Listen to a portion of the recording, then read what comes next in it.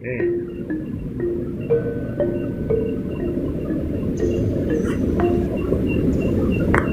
malam para pemirsa, bersama media liputan Warta Jatim dan 1676 channel serta sahabat kita Kang Firman.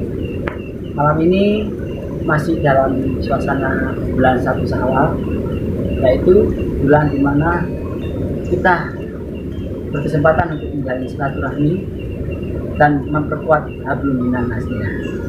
Ya, saat ini kebetulan kita berkunjung di salah satu sosok sang inspirator. Siapa beliau? Yang pastinya beliau asli arek Surabaya. Ya, beliau adalah Cak Didik Mardiono. Siapa Cak Didik? Pastinya dengan penemuan yang sangat spektakuler dengan menemukan software cepat saji. Saat ini beliau berada di kediamannya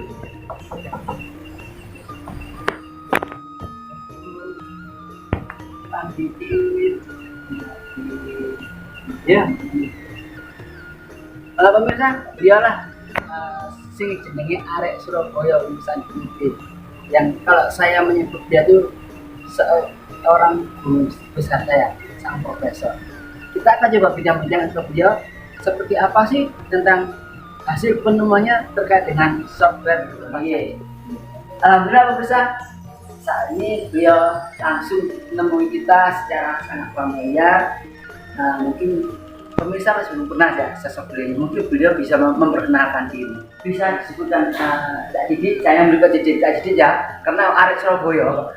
Cak Didik untuk jenengan sendiri bisa disebutkan jenengan nama siapa dan seperti apa, mungkin biar para pemirsa itu tahu sih sosok jenengan itu dari mana lahirnya ataupun dari latar belakang itu. Ada Surabaya asli, rumahnya di Jalan Perboro, Gunung 3. Terus habis itu pindah ke Semowal. Tapi SD-nya di Surabaya di Dr. Sutomo, di Jalan Musi. Ya, Dr. Sutomo itu ada SD itu ya. Tahun 76. Terus SMP SMA di Bandung, kuliah di Fisika. Senangannya di IT, senangannya di bidang software engineering mulai tahun 93 sudah hobi di bidang IT. Dia sempat jadi dosen, sempat juga di Bank Dunia, sempat dia sekarang masih aktif di software engineering. Udah hobi. Sangat menarik banget dengan beliau sebagai sosok sang inspirator bagi kita semua, apalagi pada zaman era digital seperti ini kan. Sangat diperlukan, apalagi dengan penemuan beliau yang sangat inovatif banget ya. Kita akan coba tanyakan Cak Didik terkait dengan software yang teman-teman cepat saji itu, bisa sedikit disebutkan seperti apa sih historinya? Waktu itu tahun 93 kebetulan saya ngajar di Bandung, ngajar bidang IT, bidang informatika. Saya melihat bahan-bahan pembuatan aplikasi itu ternyata tidak lebih dari kalau bahasa teknikalnya ya, tidak lebih dari percabangan dan perjalanan. Setiap mengurupi. 6 tahun berkecimpung di situ, dari materi perkuliahan maupun dari kasus yang dihadapinya, membuat saya kok ternyata membuat aplikasi itu bisa disederhanakan. Kenapa disederhanakan? Selama ini kan pembuatan aplikasi itu kan cenderung sulit. Kenapa sulit? Karena yang minta aplikasi itu belum terbentuk bisnis prosesnya, dan kita orang IT dipaksa membuat kondisi itu true atau false gitu ya. Karena 6 tahun itu berkecimpung di dunia programming, saya melihat ada celah. Bagaimana nih membuat aplikasi tidak serumit ini. Nah, dari sana ini ngomongin mengatur dulu. Waktu itu saya melihat ini, saya melihat di dekat rumah saya itu, saya melihat binatang ayam sama kambing. Saya sempat 9 bulan nggak nyari nafkah. Saya lihat kok ternyata ayam kambing itu saya sama, punya mata punya telinga, punya mulut dan fungsinya sama. Begitu ngomong fungsi sama, tapi makna datanya berbeda. Kalau fungsi sama berarti di programming sama loh. Jadi ada nested, ada looping, tinggal di parameter aja ini fungsi matanya apa, mulutnya apa, query-nya apa gitu ya, validasi checking seperti apa kalau di IT. Oh di situ saya turunkan dari persamaan matematik biasa ya translasi, ternyata dari translasi itu menginspirasi sebenarnya. Satu koordinat kita translasikan ke koordinat berikutnya dengan perubahan sudut data, itu mencari koordinat ini itu sama dengan mengalihkan cosinus, minusinus, sinus, cosinusnya sudut ini kalikan titik awalnya. Di situ saya, berarti memindahkan titik itu ternyata tidak lebih mengalihkan perubahan sudutnya saja. Kalau itu kalau garis sama, kalau garis sama. Saya turunkan dalam persamaan kampus. Saya lanjutkan ke programming kan sebenarnya kalau dari komputer ini kan resolusi kan matriks semua nih. Di situ saya sudah menemukan matriks, cosinus sinus itu sudah matriks itu. Nah di sini saya menemukan satu matriks. Kalau gitu pixelnya sebenarnya sama aja ya. Baru saya tertawa. Sebenarnya ketemu tahun 98, ketemunya 98. Dari sana saya, terbantu banget nih. Saya tengok kurikulum anak-anak perkuliahan, memang diajarkan bagaimana algoritma itu, tapi shortcutnya itu kan ada gitu. Bagaimana kita bisa menjawab tantangan bisnis, perubahan requirement yang begitu derasnya dengan aplikasi cepat tadi. Gitu. Jadi terbentuk lah itu. Dipatenkan 2010, bukan sama saya, sama teman saya dipatenkan 2010. Ini cepat saja. Jadi mereka membuat aplikasi satu komponen dan ukurannya 300 kilo. Menarik ya pemirsa ya. Di sini beliau terilhami oleh satu keadaan yang tidak diduga-duga dan melihat, membayangkan, dan dengan sebuah imajinasi yang sangat menarik disertai dengan latar belakang yang sangat bagus, akhirnya sudah tercipta software cepat saja sangat bagus. Jadi bisa digunakan oleh seluruh kalangan ya Pak. Iya betul. Terus ini dari inovasi tersebut ya, kira-kira software cepat saja ini diperlukan oleh siapa? Kalau cepat saja ya banyak ya. Kalau ini sudah dari tahun 93 itu banyak, dan sekarang itu banyak perusahaan yang sudah pakai, dari mulai rumah sakit, jalan tol Jakarta itu desa itu, terus pernah juga Indosat untuk fiber optiknya untuk project management. Jadi yang berkaitan aplikasi database management itu terutama semua industri yang menggunakan aplikasi database management dengan cepat saja itu udah satu form satu ini cuma 5 menit. Jadi kalau di organisasi menggunakan 100 form ya kali dah. Jadi, nah saya melihat begini ada peluang. Jadi kalau jadi ini nih, kalau Surabaya ini. Jadi kalau kita lihat satu envelope ketemu, misalnya TP gitu. Bahasa Jawa Nggak apa, ada terjemahkan. Jadi kalau kita lihat Tunjungan Plaza, kok tahu ini Tunjungan Plaza? Anda kok tahu? Ya karena ada tulisan Tunjungan Plaza. Kok ada tulisannya? Jadi kita pasang di tembok. Kok ada tembok? Ya karena ada fondasi. Nah, orang suka tidak membahas fondasi. Jujur aja kalau kita pergi ke suatu tempat, itu tidak pernah membahas fondasinya. Artinya apa? Artinya orang senang yang tampak saja. Yang nggak tampak nggak diperhatikan mata ya. Iya. Artinya kalau tampak itu sebagai ilmu terapan di bidang informatika, yang nggak tampak itu ilmu apa? Ilmu matematikanya, ilmu fisikanya nggak diperkuat. Sehingga di kurikulum pendidikan kita itu penguatan di ilmu murninya ini sepertinya kurang. Sehingga pada saat mereka beraplikasi, pemodelannya kurang. Contoh gitu kan mas. Kalau saya tanya 5 tambah 3 piro? 5 tambah 3 8. 6 tambah 2? Tambah 8. 7 tambah 1? Tambah 8. Nah, sampai kok tahu itu 8? Karena dihitung. Nah iya. Ada operasi Pak? Ada tambah. Nah tapi orang tidak pernah mau fokus di model itu. Padahal kalau kita pikir matematika itu sebenarnya nggak belajar angka, belajar model. Angka itu wakil daripada kita tahu bahwa persepsi model itu. Jadi barang siapa di perguruan tinggi di pendidikan yang fokusnya ke model-model tadi, insya Allah pendidikan kita sangat menarik juga Pak. Yang software itu kan ibaratnya sudah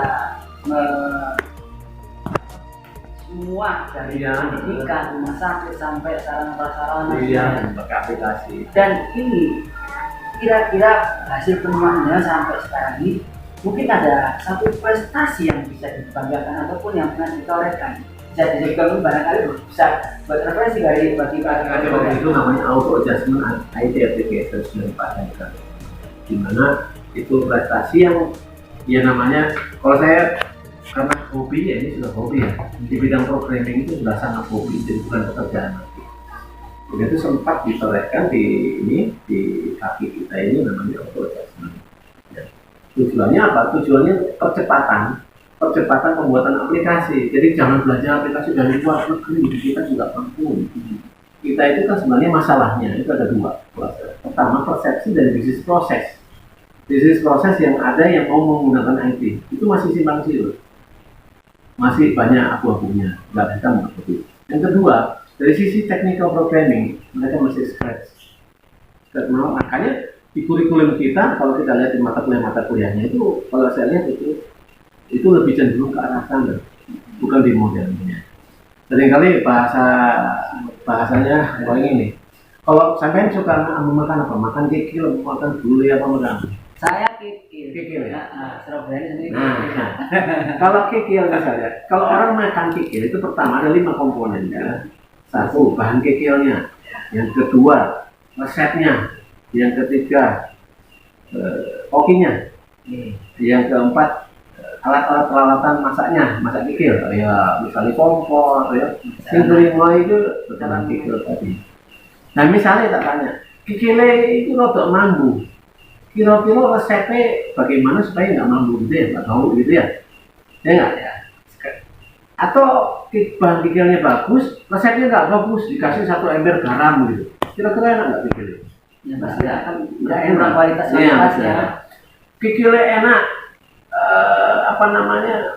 resepnya bagus. Kok ini nggak pinter masak? Iki sintil kok, air banyu dhisik, apa kikilnya? Ya karena nggak tahu tadi. Itu pendidikan juga begitu. Jadi kalau di pendidikan juga ada 5 nih. Bahan baku itu mahasiswa, resepnya itu kurikulum, kokinya itu dosen. Nah, pelaksanaannya itu ya laboratorium sebagainya. Ini kebayang nggak di kelas itu ada 20 mahasiswa, sing siji serius, sing mau ngomong, sing liane gak bisa mikir gitu. Kira-kira mas, walaupun dia informatika, paling pas keluar wisuda, cara ngomongnya kelihatan. Oh Anda ini dari baunya ini, oh Anda informatika ya, dari baunya. Distinct. Artinya dari cara bicaranya, sampai begitu loh. Oh Anda ini kekil, oh Anda ini software. Ya nggak kebayang. Itu berarti kan harus bersinergi 5 tadi. Jadi filosofinya sangat dalam banget dari 5 unsur ini. 5 unsur. Lah ini mungkin ada satu pesan ataupun pada generasi sekarang ini terkait dengan hal digital dan generasi. Dan saya tambahkan mungkin paling banyak saat ini ada momok yang nama hacker, mungkin ada antisipasi atau mungkin bisa disampaikan Pak. Oh iya. Ini. Kalau pesan buat anak generasi muda, saya tadi tampak itu ada karena nggak tampak. Tampak itu gedung itu karena nggak tampak. Pelajarilah yang nggak tampak dengan bagus. Misalnya tidak murni itu matematika, fisika, kimia, dan perkuat fondasi itu supaya yang tampak itu bisa megah. Ya, itu. Jadi kalau mau nanti masuk di dunia terapan, apapun profesinya, terkuat di samping modern tadi. Terus curious, selalu bertanya-tanya, penasaran bagaimana ini seperti ini. Insya Allah itu akan membuat adik-adik kita ini senang belajar. Jadi belajar itu sebenarnya kita berorientasi untuk bisa mensolusikan ini peradaban IT ini seperti apa gitu ya. Nah, mengenai hacker itu sebenarnya ya kayak obat sama penyakitnya. Dalam dunia hacking itu, hacker itu membuat satu aplikasi yang masuk di lubang-lubang yang kita tidak tahu. Dia tahu. Jadi kalau masuk dunia IT itu banyak hal yang kita tidak tahu mengenai, misalnya secara hardware gitu ya. secara data, secara jalur kita tidak tahu semua. Nah mereka bisa masuk dari situ. Siapa yang bikinnya? Ada celah itu. Bisa juga celah-celah dari program-program yang memang itu tidak apik ya dalam algoritma. Nah supaya apik, supaya bagus banget ya yang sepemahaman kita itu tidak lepas dari pemodelan. Harapan mau masuk ke program apa itu terus silakan dulu. Ya. Tapi model yang kita bangun itu betul-betul mencerminkan bahwa ini aplikasi yang kuat ya. Jadi nanti yang mau menghubungi untuk sementara ini bisa pakai dalam bentuk diskusi, pertama boleh dalam bentuk kami punya aplikasi yang nggak beres-beres, boleh kita sharing gitu ya. Boleh kita sharing bagaimana menyelesaikannya dengan cepat, dengan betul. Di penghujung acara pemirsa, untuk semua pemirsa siapapun dari kalangan apapun, profesi pendidikan ataupun profesi instansi pendidikan dan lainnya, jangan pernah takut di era saat ini, di era yang digital apalagi 4.0 Pak ya, sangat dibutuhkan sebuah software cepat saji ya. Jenengan semua bisa hubungi kontak di bawah ini dan langsung juga beliau Pak ya. Jadi langsung jika membutuhkan software ataupun terkait ada masalah ataupun konsultasi, diskusi ataupun mengadakan seminar, insya Allah Cak Didit Dawu Bacan akan menerima menerima gitu ya. Jangan lupa dihubungi WA di nomor sekian ya. Terima kasih pemirsa untuk segala perhatian. Cak Didit, kita juga mohon pamit ya selalu ya. Dan semoga tayangan ini bisa bermanfaat untuk apa? Untuk edukasi. Bahwasanya pendidikan tidak hanya secara formal aja. Ada pendidikan-pendidikan yang harus kita tempuh dengan hal teknologi semakin canggih ini. Oke pemirsa, terima kasih untuk segala perhatiannya. Sama tim liputan Warta Jatim, Satna Tujuana, Nam Channel Ribon dan Cak Herman. Matur nuwun.